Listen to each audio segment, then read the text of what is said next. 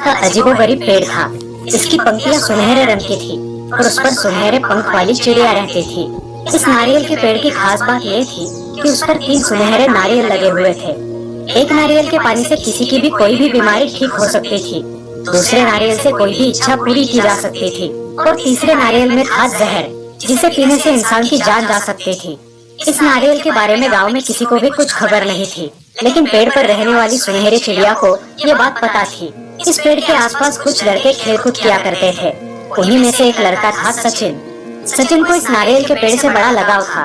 वो रोज इस पेड़ को पानी डालता और चिड़ियों के लिए अनाज के दाने भी डालता।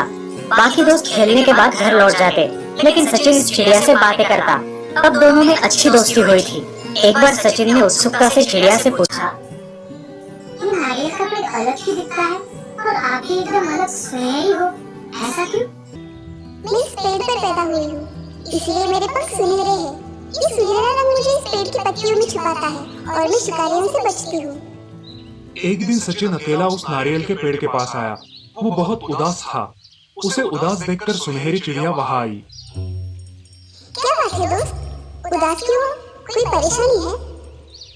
मेरी माँ बहुत बीमार है। 2 दिन से घर में चूल्हा भी नहीं जला। हमारी मदद करने कोई नहीं आया। मुझे समझ में नहीं आ रहा मैं क्या करूं। मेरा इस दुनिया में माँ के अलावा कोई नहीं है। ओह, ये बात है। तुम चिंता मत करो, मैं तुम्हें एक राज बताती हूँ। लेकिन वादा करो, तुम ये बात किसी को नहीं बताओगे। हाँ, मैं वादा करता हूँ। इस पेड़ पर जो नारियल दिख रहे हैं, वो असल में जादुई है। तो तुम इनमें से बिना जहर वाला नारियल ले जाओगे तो तुम्हारी परेशानी दूर हो जाएगी। चिड़िया ने उसे नारियल पाने की तरकीब बताई। दूसरे दिन सचिन वहां आया और नारियल के पेड़ से 2 नारियल निकालकर घर ले गया। घर आकर उसने एक नारियल का थोड़ा पानी अपनी माँ को पिलाया और कुछ ही क्षणों में उसकी माँ बिल्कुल ठीक हो गई। माँ को भी आश्चर्य हुआ। सचिन ने बिना पैसे लिए गांव के कई बीमार लोगों की मदद की और उन्हें ठीक किया। थोड़े ही समय में सचिन मशहूर हो गया। ये बात पड़ोस के एक वैद्य के कानों पर आई और सचिन का चमत्कार देखने वो बीमारी का बहाना बना के उसके गांव आया। जब सचिन ने उस वैद्य को नारियल का थोड़ा पानी पिलाया, वैद्य को एकदम अच्छा महसूस हुआ। वो एकदम से ताकतवान हो गया। ओह, ये तो सचमुच चमत्कार वाली बात है। जरूर इस नारियल के पानी में कुछ है। वैद्य अपनी मीठी मीठी बातों से सचिन को बहकाने लगा। बेटा, ये नारियल मुझे दे दो, अब तुम्हें इसकी कोई जरूरत नहीं। मैं तुम्हें ढेर सारे पैसे दूंगा। सचिन ने नारियल देने से इनकार किया। वैद्य को बहुत गुस्सा आया। उसने कुछ गुंडे बुलवाए और सचिन की माँ को कैद कर लिया और वहां से उसे ले गया। सचिन डर गया और रोने लगा। तभी उसे उस जादुई नारियल के पेड़ की याद आई। वो वहां आया। हे जादुई पेड़, मुझे मेरी माँ के पास पहुँचा दे। जादुई नारियल ने एक उड़ती हुई चटाई मंगाई और उस पर बैठ के सचिन अपनी माँ के यहाँ पहुँच गया।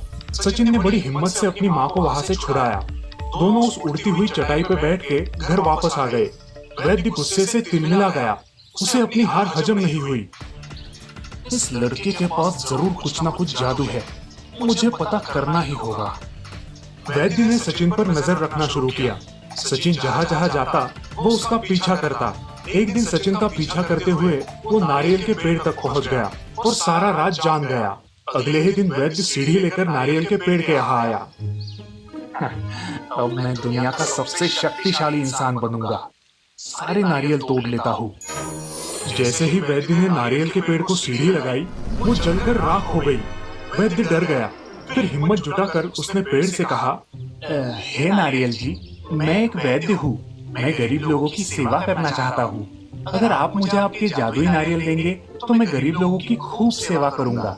कृपया मुझे अपने जादुई नारियल दीजिए। नारियल का पेड़ वैद्य की लालच समझ गया था। उसने 2 नारियल जमीन पर गिराए। वैद्य खुश हो गया और वो नारियल लेकर घर आया और आसपास के गांव में भी खबर फैला दी कि वो कोई भी बीमारी ठीक कर सकता है।